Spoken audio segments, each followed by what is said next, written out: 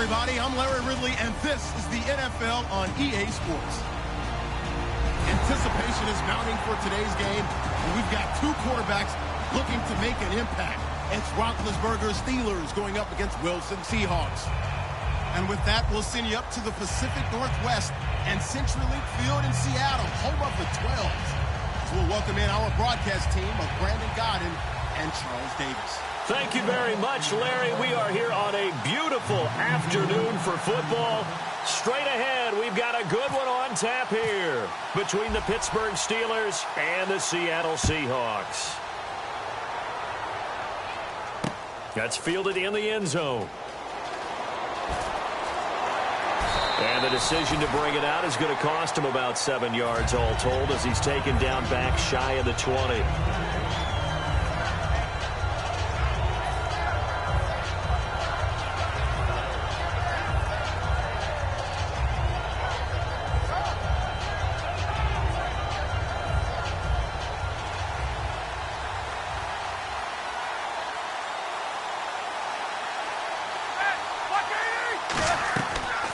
Here's the first carry for Le'Veon Bell. 2 yards on the carry there. It'll be second down. On your screen now, here are the offensive starters. At wideout, Antonio Brown is certainly someone that the defense always has to account for. Without a doubt, a true number one receiver. It doesn't matter to him how defenses want to cover him. He sees it as a challenge and knows how to defeat them.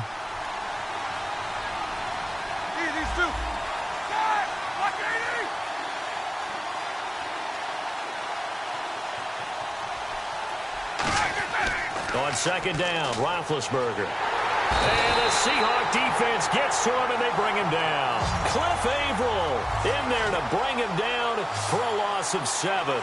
Defensive end gets in there that time. They were in a 4-3. What's the responsibility of the ends versus the tackles there, Charles? Well, most of the time when you talk about the ends, they're your pass rushers. They're the guys that you turn loose to try and get to the guy who's going to throw the football. The tackles, usually more of the run-stuffing variety. But the way this game is advanced, you're wanting a little bit of everything out of all of your guys. But let's just go ahead and break it down and make it simple. The guy who's the right defensive end versus a right-handed quarterback, that's the blind side. He's going after the quarterback. He's going to put him on the ground.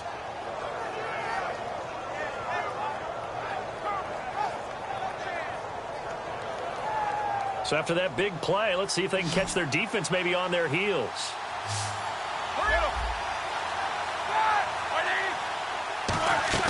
They go play action here on first down. Over the middle, it's caught by Rodgers. 30 yards on the pickup there. And it's good enough for a Pittsburgh first down. You know, when I see passes like that, I'm reminded of something you and I talked about yesterday. Big Ben was a wide receiver the first 3 years of high school, sitting behind the coach's son. And then he finally got that opportunity. And at the 7-yard line, the catch is made. 30 yards on the pickup there. And the Steelers are going to have a first and goal. Now, that play will end up on the highlights, and you'll see it all over the place. But what you won't see, the offensive line that bought the extra time, that allowed for the big completion downfield, those guys made that play possible. And the defense with their backs against the wall a little bit here as the offense is in the red zone. Throwing again, it's Roethlisberger. And caught in the end zone. Touchdown, Steelers. Darius Hayward-Bay from 6 yards away. And the Steelers take the ball down the field and score on their opening drive. Chris Boswell now for the extra point. And his kick is no good. An inauspicious start here kicking-wise as this one stays a 6-0 game. Boswell now to kick it away after the touchdown. That'll be taken in the end zone. And with the new rule, that decision to bring it out will cost him about 5 yards as he only gets to the 20.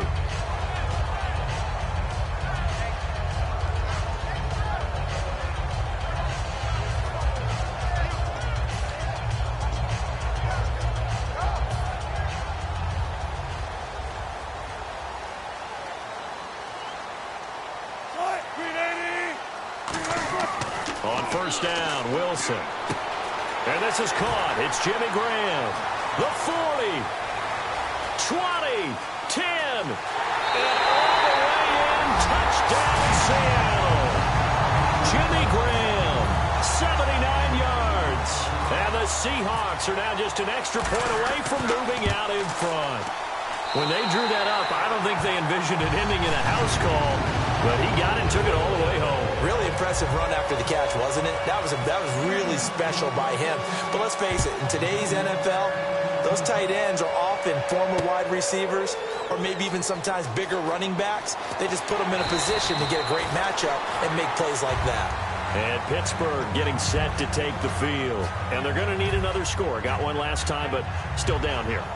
When you're playing catch-up, every possession becomes crucial, doesn't it? It's vital. Get back out on the field, punch it in the end zone again. They know it's not easy, but what they do have going for them, they did score the last time. They think they've got a good formula working. And what about the defense? Well, now you're just saying to yourself, okay, we gave up a score last time. What adjustments do we need to make to slow them down now and get the ball back for our own offense? Is it more pressure? Is it more zone? What do they have to do? They're trying to figure that out themselves. We'll see if they can figure that out right here. Sammy Coates, the intended target there. That'll bring up second down. The Seahawks, here's their defensive lineup. Michael Bennett's one of the best pass-rushing defensive linemen in the game. Normally plays defensive end, but when they go to those nickel packages and he works inside, look out, offensive guards. You've got a problem.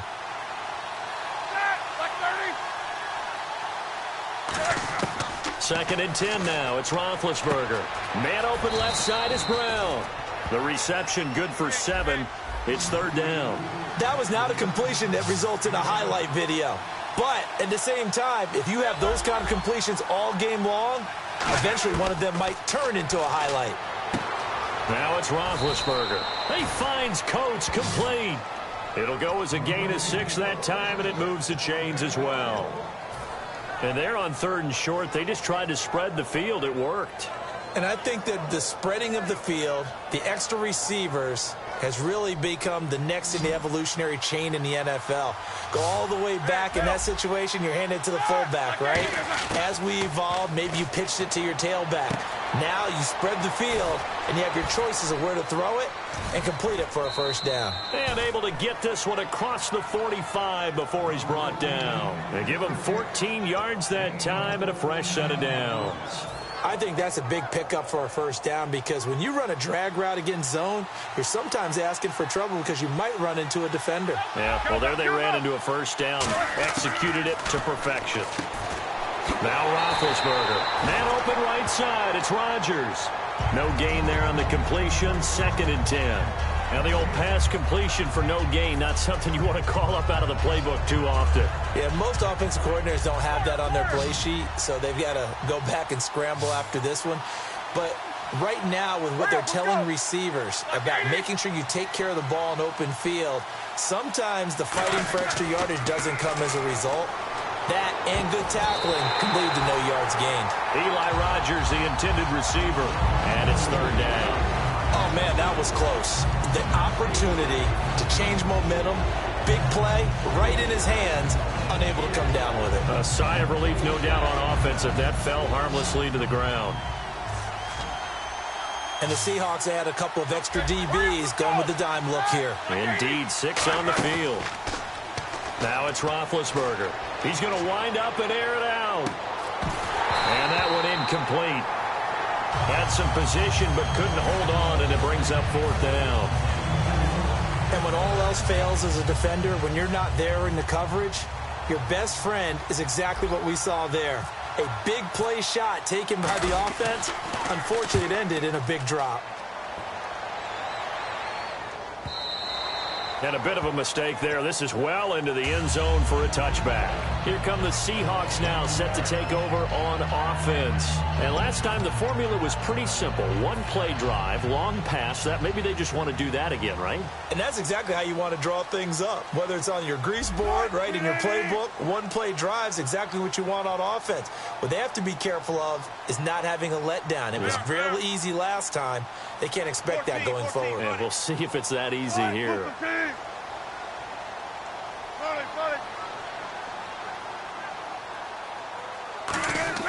Now Now Wilson on first down.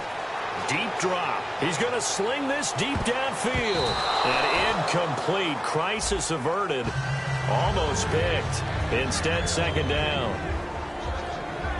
The starters for the Seahawks of Seattle on the offensive side. Charles, they could use a big game from Thomas Rawls. And they really loved what they got out of him last year, because an undrafted player is not supposed to give you nearly 6 yards a carry in production. And that's exactly what he did. They need a big game out of him, and they expect it. They come out here in the eye. Again on 2nd and 10. It's Wilson. And Graham's got it over the middle. And he'll get this up to the 34-yard line. You know, Charles, for Graham, so much concern early in the season about whether he'd be ready to play this year, what would happen recovering from the tendon. Not only was he ready, he played every game this season for Seattle. And it wasn't just the injury concern with Jimmy Graham. It's how Seattle runs their offense. Remember, when he was in New Orleans, he could expect a ton of passes to come his way. But in Seattle, that number was going to be reduced. Would he be able to maximize what they were going to throw in his direction? And he certainly did this year, 65 catches. 65 catches, just shy of 1,000 yards, 6 touchdowns, too. Well, partner, tough loss for the Seattle Seahawks on the road at Atlanta in the playoffs. But Doug Baldwin, you know he's always going to compete. 5 catches, 80 yards, and a touchdown. Try to keep them in the game. Earlier, you were talking about the offense running through Russell Wilson. Doug Baldwin and the wideouts, how do you see that going forward for Seattle? Well, I think that Doug Baldwin! And all the way in, touchdown Seattle! Doug Baldwin, 57 yards. And the Seahawks find a way to stretch their lead. Good pass, clean catch, and a house call there on the fly route. And not that much room to operate. So that tells you about his acceleration. We always talk about being able to go from 0 to 60 real fast. It took him less time than that to get the top speed and complete that play. Hauschka now to send this one away following the score. That's fielded in the end zone. And the decision to bring it out is going to cost him about 7 yards all told, as he's taken down back shy of the 20. The Steelers offense now, they head back onto the field. And they'll be looking to avoid what happened last time, which is punting the football. But when you look at how teams play the game, that complementary football comes into play. How do I take care of my defense? How do I take care of my offense? Well, the defense is taking care of them in a lot of ways. Now it's time for the offense to jump things up and help their defense out. Give them a little bit of rest. Yeah, time for them to give them a rest. Took the words right out of my mouth. Got a man. It's Brown. Back with Charles Davis, Brandon Gaudin. It's Steeler football to begin quarter number 2, and they've got it here with a first down.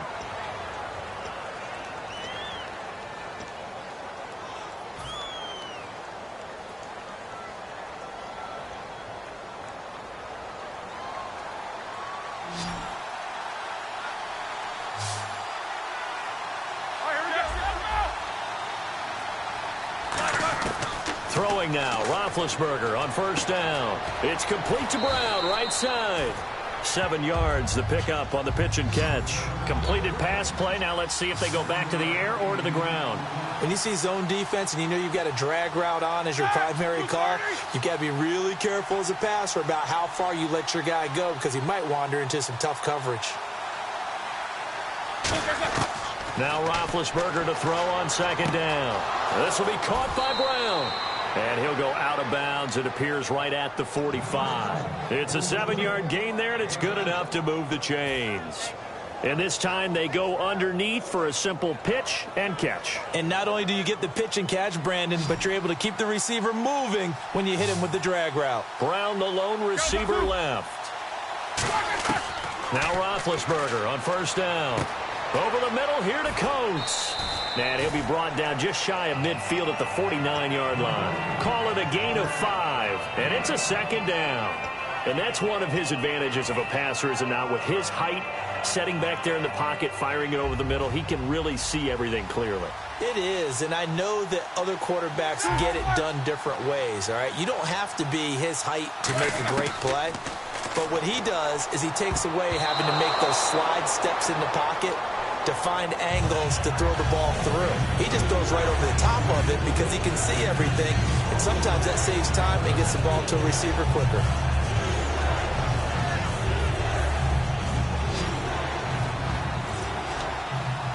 So 3rd and 5, defensively expecting pass. They've got 6 DBs out there. To throw again is Roethlisberger. And he's got Rodgers. And he will have a first down here at about the 40. A nice pickup there of 11 yards, and it'll move the sticks. And Brandon, from our time in college football, where receivers weren't running the traditional NFL route tree, one thing they did learn, find open areas, find soft spots, and set up and catch the ball. And I think we just saw that there. Yeah, we saw that indeed, picking up the first. Over the middle, it's caught by Rodgers. And they'll get 9 there as that sets them up better for 3rd down. This will be play number 8 here on the drive. It's 3rd and a yard. Well, clearly one of his advantages as a passer is his height, sit back in the pocket, fired over the middle.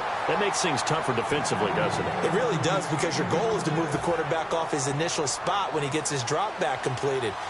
But when you have that type of height, he can stay in there if he's willing to take the hits and just fire over the top, which saves him time and actually completes a play a little bit quicker than it normally does. And he fires one that's intercepted. Picked up. There he goes, right side. Past the 20. And he will take this one home. It's a touchdown. And on that one, with 6 defensive backs, did he need to be more careful throwing the football? I mean, I guess obviously in hindsight he did, but... Yeah, hindsight, but even in foresight, when you got 6 defensive backs on the field, you just know you're going to get multiple coverages. You're never sure what you're going to see. But the biggest one is you don't have much reaction time for your receivers to go get the football, because those guys, they're the best cover guys on the field. They go get it. And on that play, they took it the other way for 6 points. So they'll get another shot on offense following that pick 6. And now the kick is away. That's fielded in the end zone.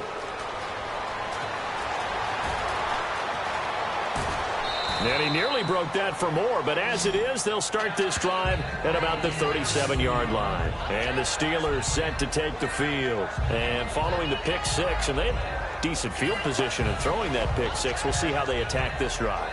And I think all you say to your guy is, listen, let's just take care of the football a little bit better. Make some better decisions on this drive, and they'll probably help him a little bit with maybe some really high percentage throws early to let him get settled back in. But they told him, and they told us, they've got confidence. That's not a problem. Yeah, not a problem at all. They just want to make sure they get things settled down a little bit for their offense and give their defense a little bit of a chance to rest. Now that'll be tipped and intercepted. And he lost the football. And he's able to get it back to the 41-yard line. The psychology of the game never ceases to amaze me, because you would think there would never be a fumble from what we hear from coaches all the time, right? And how much they practice not fumbling. Practice it, preach it, talk about it all the time. You would think no one would ever turn it over. Yet they are humans out there running around, and we just saw another one. Opportunistic by the defense.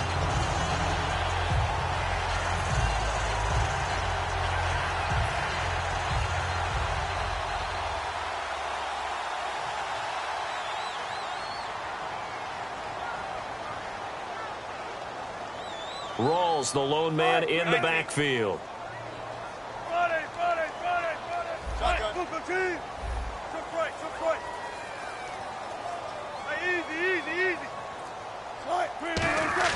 After the interception, here's Wilson. Baldwin with it over the middle. And he takes this one down all the way near the 30. I don't care how many times you tell the story, it never loses its luster for me. Doug Baldwin, undrafted out of Stanford, and plays like a #1 receiver should in the NFL. I don't care how you cover him. I don't care that his size isn't great. He's the one that typically comes up with the football. Absolutely. His roots go all the way back to Gulf Breeze, Florida, where he's from, right on the water near Pensacola, and then, of course, to Stanford, and, boy, he's been good.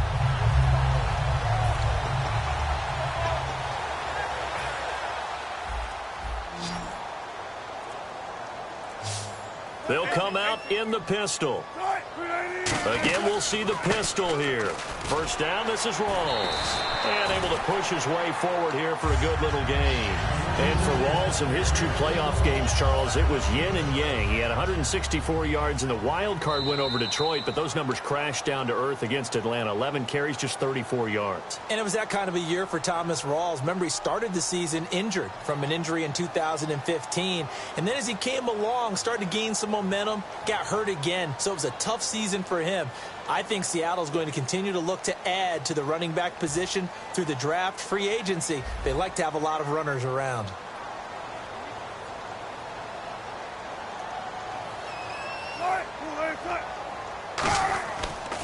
On second down, Rawls. He can't bring him down. The weight room does work. And they've got it inside the 10 at the 8.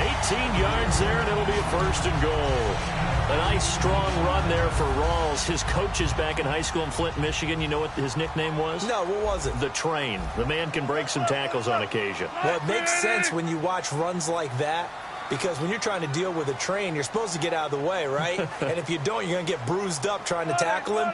That's the type of runner he is. He can pop people as he goes by them. Throwing is Wilson. That's caught at the 2. 5 yards on the catch there, brings up second down. What terrifies defenses when they see slant routes thrown is that the receiver is on the move, and oftentimes he catches it and gets upfield. That's a really nice job rallying to him and stopping him for a minimal gain.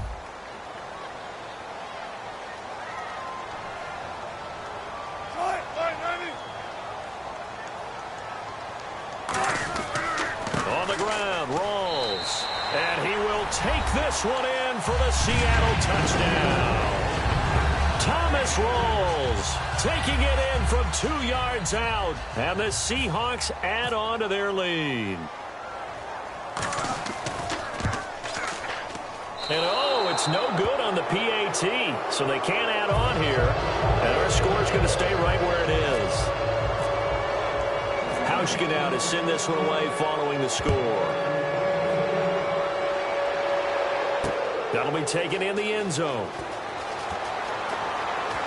And he'll get it up past the 20 to the 22-yard line. The Steelers offense now, they get ready to head back on the field. And what do you think goes on here in this situation? If you got the football, you're trailing, you're back in your own territory with just a little time. Do you try something? You're thinking about jump-starting your team, right? You just mentioned it. They're down. They're trying to get back into the game.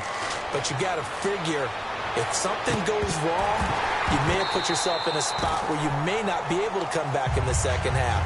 Managing risk, this is a big decision here. While time permits, we have to share the story we read about Doug Baldwin. After the loss, understandably very frustrated, said he played Madden until 3:30 in the morning to just release some of that anger because he could control all 11 guys in that game. And that just tells you about how guys feel in playoff pressure. The idea of not going to the Super Bowl, which is all Seattle talks about. And there's Doug Baldwin staying up, playing Madden. I love what you said, though, the control of everything. Because he can't do that as a player. You can only control you and your aspect of the game. In this situation, he's controlling it all. Now, I guarantee you, Seattle was winning those games. Brown, the lone receiver, left. They'll throw on first down with Roethlisberger. Brought in by Coates. And he'll get it out to midfield. Looks like, yeah, they'll spot it right at midfield at the 50. And now it looks like they're going to be in the hurry-up. From midfield now, here's Roethlisberger. And this one's incomplete.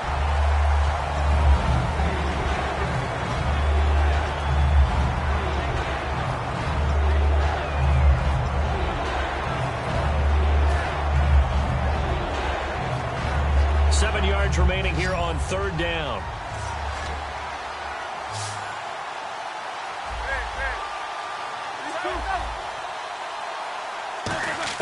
On third down, Roethlisberger.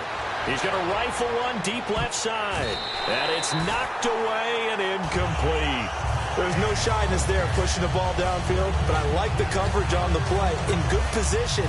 And when you have a 50-50 ball, who's going to come down with it? I like the way they made the play, came across, and knocked it away.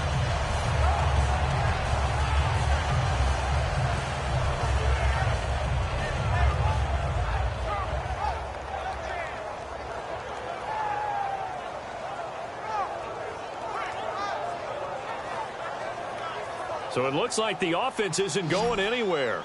They're going to go for it on 4th and 7. Hurry up, let's go. 2:30.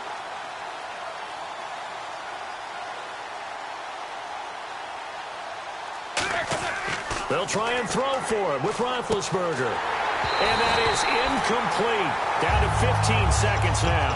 So certainly an interesting call there to go for it. And this defense will take over right at midfield. The Seattle offense now set to come back out on the field. And with time quickly fading here in the second quarter, not sure how aggressively, offensively they want to play this. I think we'll find out just how much they trust their guys in this situation if they decide to take a shot. And he gets this one all the way down inside the 15, just shy of the 10. Now hold everything here. We're going to get a timeout by the offense. It's just their first, so they'll have 2 remaining here before we get to halftime.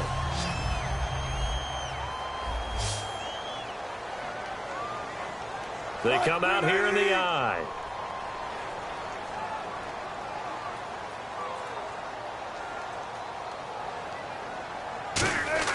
They'll throw on first down with Wilson. And he's got the big tight end, Graham. Touchdown, Seattle. Jimmy Graham in the final seconds of the first half. And the Seahawks find a way to stretch their lead.